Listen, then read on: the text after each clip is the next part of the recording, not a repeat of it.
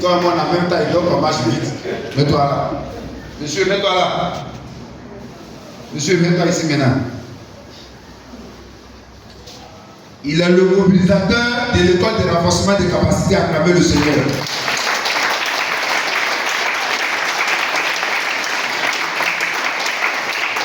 Le moment où il est content, je ne sais pas quel travail il doit faire. Matin là, il m'a vu soulever les chaises. Il doit payer ma facture. Amen. Acclamez le Seigneur pour le grand palier. Voilà. Que le nom du Seigneur soit béni. Normalement, j'allais montrer toute l'équipe. Mais comme lui n'avait pas encore été nommé, donc son retard n'est pas considéré. Mais les autres, ils sont déjà nommés, donc ils ne sont pas venus au rendez-vous. La maman dit qu'elle a présenté pardon. Alléluia. Amen. Le directeur de l'Institut de renforcement des capacités, le révérend Apollinaire.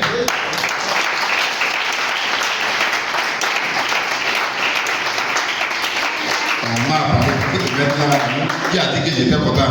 Descends un peu. Voilà.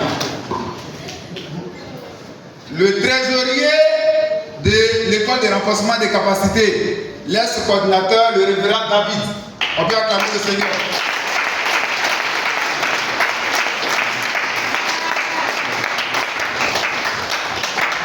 Le vice du responsable de l'école de renforcement des capacités, Maman Alou, est-ce qu'elle est là? On peut acclamer le Seigneur. Voilà. Mon niveau pour ceux qui vous aiment bien les vices.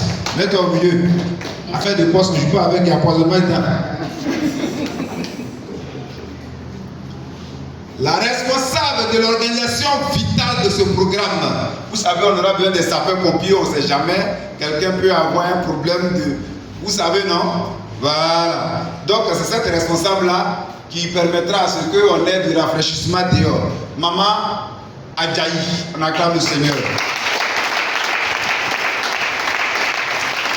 C'est elle qui gère encore le département de l'accueil et le département d'organisation.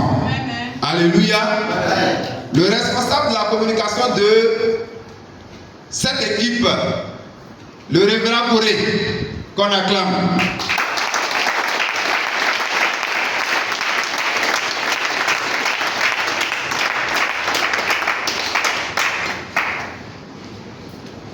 Le responsable de la révélation des talents, le révérend Pierre-Paul. On acclame le Seigneur.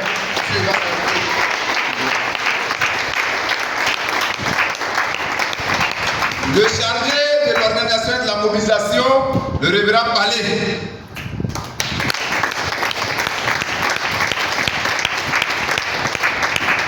Et la conseillère de ce département, de tout ce que vous voyez comme imminent serviteur de Dieu, Maman Anne.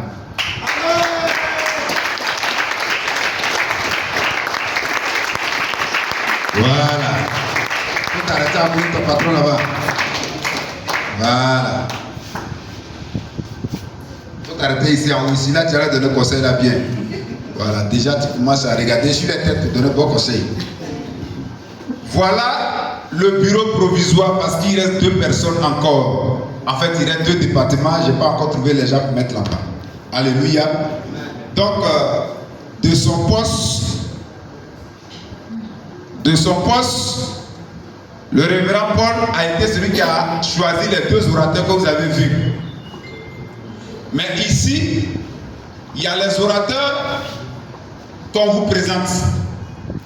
Et puis après, il y a les orateurs que vous nous donnez. Je m'explique. Un orateur est passé ici. Son message, vous savez qu'il est pertinent dans ce qu'il dit. Ses messages. Donc, à la demande générale, on peut dire, on demande cet orateur qui était déjà passé. Vous pouvez demander à un orateur qui est déjà passé, vous ne pouvez pas proposer un orateur qui n'est pas encore passé. Celui qui propose un orateur qui n'est pas encore passé, c'est ce département-là. Alléluia. Voilà. Donc, si aussi son orateur ne vous a pas plu, vous ne faites pas la demande. Alléluia. Que le Seigneur nous bénisse. Amen. Cela ne veut pas dire que l'orateur n'a pas bien prêché. Cela ne veut pas dire que l'orateur ne connaît pas la Bible. Mais ça veut tout simplement dire que les secrets qu'il a révélés, vous les avez déjà. Alléluia. Que le Seigneur nous bénisse. Donc voilà l'équipe qui s'occupe de l'organisation de ce programme. Alléluia. Hier, j'étais sous le soleil avec eux. On a fait les démarches. Non, avant-hier, on a fait les démarches à pied dans tout Agoville. Celui qui m'avait vu, il ne faut pas dire que c'est quelqu'un qui me ressemble, tu as vu, c'est moi-même qui t'avais vu. Voilà, on a fait les démarches, on a fait les programmes. Matin, là, on devait venir installer les choses. Je ne suis pas venu à l'heure. C'est pas grave. C'est ce que le communal leur a pris. C'est ce qu'ils ont fait. Voilà. C'est ce que le communal leur a pris. DC est tellement gros, grand. Avant de descendre un pied de son lit, ça fait 30 minutes. Donc quand il dit le rendez-vous c'est à 8 heures, le temps qu'il va descendre de son lit, ça fait 10 heures. C'est normal. Malheureusement, moi je ne suis pas gros et je ne suis pas grand. Donc il faut qu'on appelle, je suis descendu, allez, c'est très rapide pour venir. Alléluia. Donc je pense qu'ils sont avertis. Je voulais donc demander aux hommes de Dieu de se lever et tendre la main vers cette équipe pour réussir.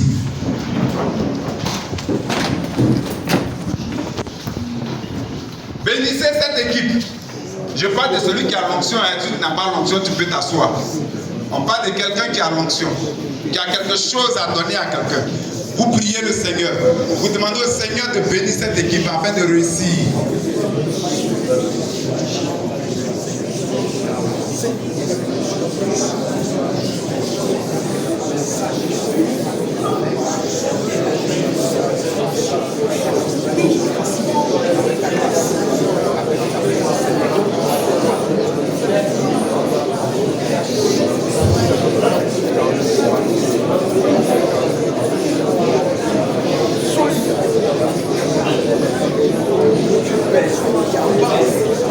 Alléluia. Est-ce qu'on peut acclamer le Seigneur? On s'assoit dans l'amour du Seigneur. Chacun regagne sa place. Chacun regagne sa place. Hormis ceux qui ont les caméras, je ne veux plus que quelqu'un défile. Si quelqu'un doit être debout, ce sont les deux personnes qui ont les caméras. Alléluia. On va parler un peu. Le thème c'est bâtir une église solide. Amen. Chacun de nous ici a une église. Alléluia. Amen. Bâtir une église solide. Mais avant de parler de bâtir une église solide, j'ai parlé, on a prié pour l'équipe, c'est vrai. Mais j'aimerais dire à l'équipe d'être à l'heure. Parce que le plus tard, c'est 14 heures quitte ici. Ce n'est pas 15 heures, ce n'est pas 16 heures, ce n'est pas 17 heures. Si 14 heures vous fatigue, je ferai le programme de ce qu'on quitte ici à 13 heures. Amen. Amen. Le lundi prochain, le programme commence à 9h00. Même si c'est une personne qui est dans la salle. Est-ce qu'on se comprend? Parce que l'heure qu'il fait actuellement, dans ce que j'ai écrit avec ma main, nous ne serions plus ici. Voilà. Ne pas aussi respecter,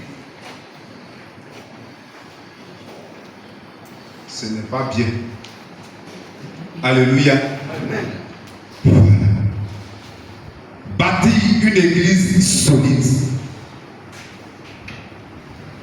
Je vous ai dit que cette histoire d'Alléluia, Amen, c'est comme le corps humain.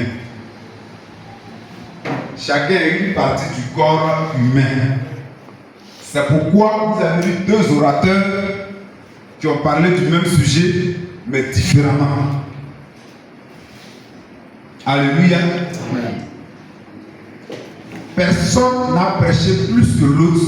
Chacun a présenté une face de la parole de Dieu que tu as saisie. Fais-en bon usage. Je donnerai une autre partie que tu vas saisir. Il faudra en faire bon usage. Alléluia. Et comme ça se dit, bâtir une église solide. C'est quoi bâtir? Bâtir. Ici, dans le sens là, bâtir, c'est quoi? Dans notre sens ici, sera de construire, sera de faire, sera de créer une église. C'est l'ensemble des personnes unies pour celui-là que nous sommes en train d'adorer. Et puis après une église, c'est le temple physique. N'est-ce pas? Amen. Alléluia. Amen. Est-ce que ça, on est déjà d'accord avec ça? Amen. Voilà. Solide. Ici, on ne prendra pas solide dans son sens qu'on connaît, mais on dira plutôt le mot solide ici, on va la remplacer par force. Une église forte. Une église qui ne va pas se construire. Une église qui ne va pas se diviser. Une église qui va être toujours unie autour de la parole. Mais comme on parle de partie d'une église, on va plutôt ici dire que construire, fabriquer des fidèles qui ne seront pas des rebelles, n'est-ce pas? Des fidèles à partir de qui on aura une grande église. Est-ce que quelqu'un m'écoute? Si tu m'écoutes, lève la main un peu, je vais voir. Parce qu'on va commencer maintenant. Alléluia. Pour que tu puisses bâtir une église forte, pour que l'église que tu as bâtie soit forte, il faut que tu aies déjà donné quelque chose que tu vas rappeler. Parce qu'à quel moment on dira que l'église n'est pas forte? C'est quand l'église est en train de se diviser, quand l'église est en train de se rebeller, quand l'église est en train de se disloquer. C'est à ce moment on dira que l'église n'est pas forte. Donc quand cette époque arrive, il y a deux choses. Il faut rappeler un message. Mais lequel des messages va rappeler? Parce que pour rappeler quelque chose, c'est qu'on a déjà enseigné ça. Pour rappeler quelque chose, c'est qu'on a déjà enseigné ça. Alléluia. Aujourd'hui, nous voyons des églises. En fait, c'est déjà arrivé à quelqu'un dans cette salle. Tu es là un matin, un fidèle se rebelle parce qu'il y a une pénition sur son chemin. Quelqu'un se rebelle parce qu'il a entendu quelque chose. Comment tu vas faire pour que la personne t'écoute? Chers serviteurs, est-ce qu'on se comprend un peu? Comment tu vas faire pour que la personne t'écoute? Comment tu vas parler à la personne pour qu'elle t'écoute? D'abord, est-ce que tu seras capable de dire que ce que tu es en train de faire n'est pas bien? Alléluia. Amen. Alléluia. Amen. Je vais nous donner quelques petits messages qu'on doit être capable de rappeler à une église qui est en train d'être détruite. Écoutez-moi bien. La chose dans le travail de l'évangile, la plus nulle, c'est annoncer l'évangile, faire un programme, ou créer un moyen pour que les gens s'attroupent. Mais la chose la plus difficile, c'est quand tu as fini de faire un programme d'évangélisation, il faille que ceux qui sont venus au programme d'évangélisation de rester. Ouais, c'est quand ils restent, quand il y a église. Et quand ils sont là, il faut qu'ils aient envie d'être là. Mais quand ils seront en train de se rebeller ou bien en train de partir, il faut être capable de rappeler quelque chose ou bien dans leur esprit quelque chose doit attirer leur attention de ce qu'ils sont en train de se rebeller. Alléluia. Vous savez pourquoi? Ces enfants-là, quand ils se rebellent, quand ils deviennent autre chose, on dit, oh, il est comme ça, qu'il fasse ça. Mais ce que tu as oublié selon Proverbe 17, verset 25, la Bible dit quoi? Un enfant insensé fait la honte du Père. Alléluia. Amen. Pour enlever la honte dans tes yeux, tu es quelque part et puis tu critiques l'enfant qui a fait se rebeller. Tu n'as pas bien éduqué cet enfant. Alléluia. Alléluia. Amen. Tu ne l'as pas bien éduqué. Amen. Tu n'as pas été capable d'enseigner le péché à un fidèle. Quand il sera en train de commettre le péché, il ne va pas se rappeler de ce que tu lui as dit. L'église, c'est d'elle que je suis en train de parler. Tu peux enseigner un enfant comment on donne, c'est pas mauvais. Alléluia. Comment on donne aux gens, tu peux enseigner ça à un fidèle, c'est pas mauvais. Tu peux enseigner à un fidèle comment on prie, c'est pas mauvais. Tout ça c'est Dieu. Je ne suis pas contre ça. Mais est-ce que tu enseignes à l'enfant, quelle que soit la colère d'un fils qui doit se maîtriser pour écouter le Père, est-ce que tu lui as enseigné ça? Alléluia. Amen. Est-ce que tu as enseigné à l'enfant que le Père peut être faible et que la faiblesse peut parvenir dans la vie du Père, de telle sorte que si quelque chose tendait à te trébucher, l'enfant puisse savoir que je ne dois pas fuir, mais je dois plutôt sauver mon Père. Parce que quand vous tombez, ce n'est pas les païens qui parlent de vous. C'est ceux qui sont auprès de vous, vous êtes tombés là qui parlent de ça aux païens. Amen. Et ils relaient l'information. Alléluia. Amen. On enseigne comment est-ce qu'on va faire l'offrande, c'est bon. C'est pas mauvais.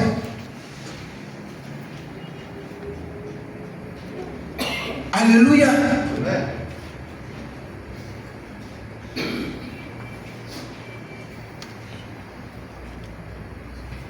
La Bible dit ce qui nous sépare du Seigneur, c'est quoi? C'est le péché. Est-ce que tu as dit aux fidèles que ce n'est pas parce qu'on doit venir faire offrande, on doit donner une dîme, que le monsieur là, tu dois l'appeler papa? Mais il y a un enseignement au milieu que tu dois lui donner qui va lui permettre de pouvoir faire la part des choses en termes de péché. Alléluia. Amen.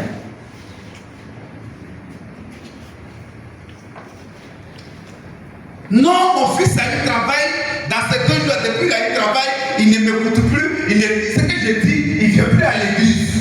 Est-ce que tu as enseigné un fils spirituel quand on est dans la souffrance et quand Dieu t'élève, comment est-ce que tu dois faire pour que ta bénédiction soit 2 fois élevée? Parce que c'est dans ces conditions que les fidèles s'en vont. Hein? Vous priez pour eux. Quand Dieu les bénisse, il faut quoi? Ils s'en vont. Dans sa difficulté, tu étais auprès de lui. Tu lui donnais des conseils. Mais est-ce que tu as profité de lui donner des conseils comme quoi, quand on est béni, voilà ce qu'on fait, et puis Dieu nous bénit plus. Sinon, si on ne fait pas ça, il y a une malédiction, il y a telle chose qui est devant. Parce que quand l'enfant n'a pas ça dans la tête, quand lui il est devenu grand ou béni, il s'en va. il n'a pas appris que quand quelqu'un t'a béni et que tu es béni et que tu marches sur les Écritures, tu es 2 fois béni. Mais quand tu ne marches pas sur les Écritures, tu seras maudit, bien tu vas perdre tout ce que tu as eu. Ce message doit être d'abord dans le cœur de celui à qui tu prêches l'évangile.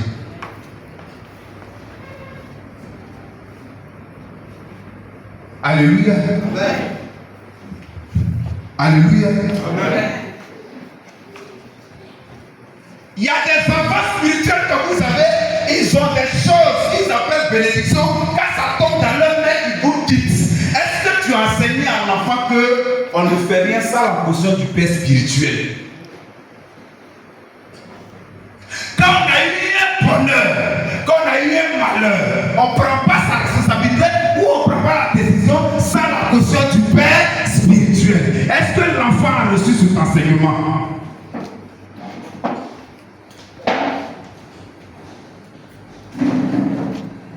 Alléluia. Vous voyez souvent, il y a des parents qui ont du mal à parler à leur fille. Comment on tombe enceinte? On va lui enseigner ça au dehors pour toi.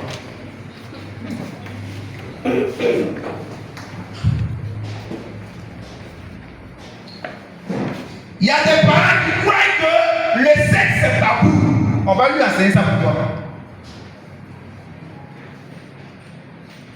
Alléluia.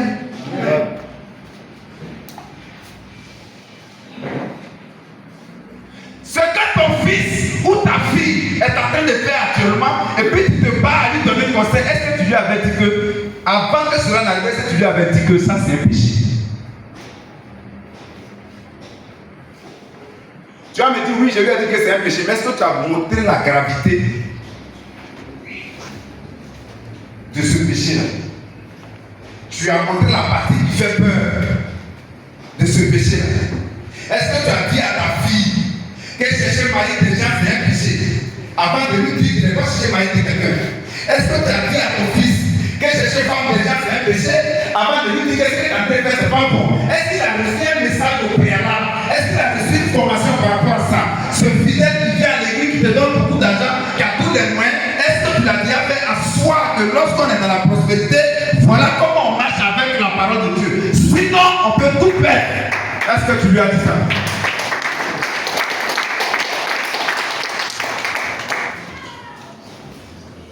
Parce que les fidèles que vous voyez là, c'est quand ils ne sont pas encore bénis que vous êtes les papas. Hein? Celui qui n'est pas là, on n'a qu'à lever la meilleure voix. Si tu es d'accord, lève la meilleure voix. Fidèle que vous voyez là, quand fidèle dessus comme un chien de chasse, c'est que fidèle a besoin de toi. Quand fidèle dessus comme un mendiant, c'est que fidèle a besoin de toi. C'est que rien n'a encore été fait, mais le fidèle a l'espoir que par ton canal, Dieu va le bénir. Amen. Amen. Ne croyez pas aux fidèles. Croyez en vous-même. Amen.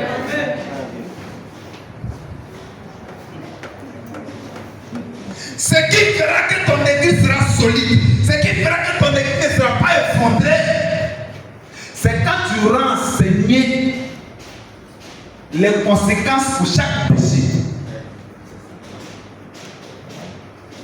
C'est sur la peur de ça que le fidèle va t'écouter, va te suivre, va respecter et l'église ne va pas se diviser. Amen. Amen. Si tu montres à tes fidèles comment tu es puissant, comment ça aide toi Dieu au travail, et puis quand tu fais comme ça, tout le monde tombe. Quand tu montres à tes fidèles que c'est toi qui a l'onction, ça le juge n'est pas là, il ne pas à l'église. C'est ce que tu lui as enseigné.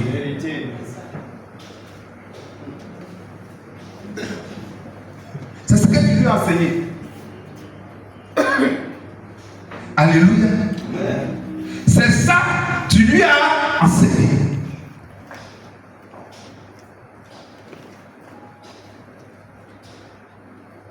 Si tu montres à un fidèle que quand un fidèle doit faire un don ou bien faire telle chose, on doit l'honorer publiquement, tu fais une erreur. Lorsqu'un fidèle fait un geste à l'église, mais sur ta personne, il faut que le fidèle puisse comprendre qu'il est en train de se bénir en se connectant à ton onction.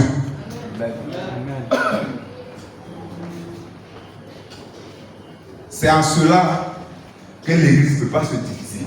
L'église ne peut pas se casser. Parce que celui qui doit partir là sait déjà les problèmes qui sont derrière sa rébellion. Alléluia. Aujourd'hui, vous allez voir un fidèle. Il a déjà fait 4 églises avant d'arriver chez toi. C'est pas ça? C'est la foi. La vérité. Amen. Il a déjà fait 4 églises avant d'arriver à ton niveau. Amen. Alléluia. Amen. Il y a des fidèles qui sont en train de faire des bêtises. Et puis on oublie de les convoquer. Est-ce que le fidèle même sait que ce qu'il est en train de faire c'est une bêtise? Est-ce que le fidèle connaît la gravité qui est derrière ce acte qu'il a pu poser? C'est ça qu'il fallait enseigner d'abord, avant que ce acte n'arrive. Je vois des parents qui disent aujourd'hui mon enfant n'a pas l'âge d'attraper un téléphone. Achète le téléphone à ton enfant et montre-lui comment on manipule. Sinon quelqu'un va lui montrer ça au dehors. Je suis en train de vous dire, c'est que vous pensez que vos enfants n'ont pas l'âge de ça. Regardez un peu. Les enfants qui naissent aujourd'hui, même à 3 ans, ils maîtrisent le téléphone Android que nous. Vous ne croyez pas ça? Il faut lui acheter un tas, tu vas lui montrer.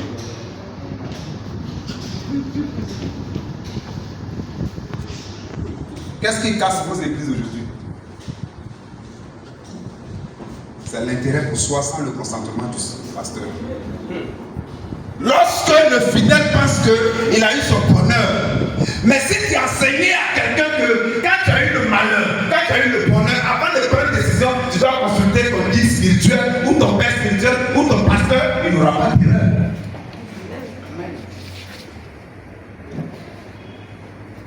Alléluia. Amen.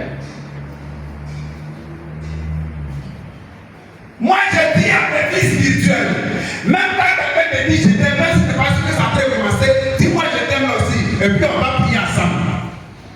Pour voir si c'est une bonne personne qui dit je t'aime. Parce que si tu as dit oui, si tu as dit non, même je te dis, mais si tu as dit non, tu as gâté. Si tu as dit oui, tu as gâté. Si tu ne m'as pas consulté. Parce que le oui ou le non, c'est ensemble qu'on va dire. C'est toi et moi, on va se mettre ensemble pour dire la femme qui est devant toi ou le monsieur qui te suit là, c'est bon ou c'est pas bon. Dieu est dedans ou Dieu n'est pas dedans. Quand ton fils ne sait pas qu'il ne doit pas, quand ton fils ne sait pas qu'il n'a pas besoin de ta caution pour prendre une décision, c'est une erreur. Au début, tu ne prends pas ça au sérieux. Mais c'est une erreur. Vous ne considérez pas au départ. Quand ça commence, vous ne prenez pas au sérieux. Mais c'est les mêmes personnes. Quand vous allez maintenant dire que tu es en train de faire une erreur, il se répète, il prend 2, 3 fidèles. Ça fait un clan. L'église se divise. Mais lorsque un frère ou une soeur doit être en train de se diviser, doit être en train de se rebeller, il faut qu'un frère ou une soeur dans l'église puisse lui dire, tu te souviens tel jour le pasteur avait enseigné ça. Mais de quoi ils vont se souvenir face à cette situation? C'est ce message-là qui manque. Amen. Alléluia. Amen. On ne met pas l'accent sur le fait que ce qui nous sépare du Seigneur, c'est le péché. Mais on ne dit pas aussi aux enfants spirituels que lorsque tu apportes une âme dans le Seigneur, le ciel est réjoui. Or, si le ciel est réjoui à cause de l'acte que tu as posé, tu seras béni. Qu'est-ce que ce fidèle va faire? Il va chiapoter des âmes. Donc, sans que tu ne fournisses des forces fidèles en train de faire l'évangélisation. Sinon, c'est pas quand on fait le programme d'évangélisation là que l'évangélisation prend. C'est quand celui qui doit aller faire l'évangélisation, c'est ce qui gagne derrière l'évangélisation. On est zélé dans un travail qu'on sait ce qu'on gagne. Amen. Amen. Celui qui évangélise, il sait qu'il y a une personne derrière. Il n'y a plus à faire des programmes d'évangélisation à l'église. Chacun se charge de venir avec son invité. Alléluia. N'attendez pas les choses vont s'écarter et vous allez donner conseil. Ça ne va pas prendre. Parce que celui c'est là qui vous a donné un conseil, vous savez ce que la personne voit devant.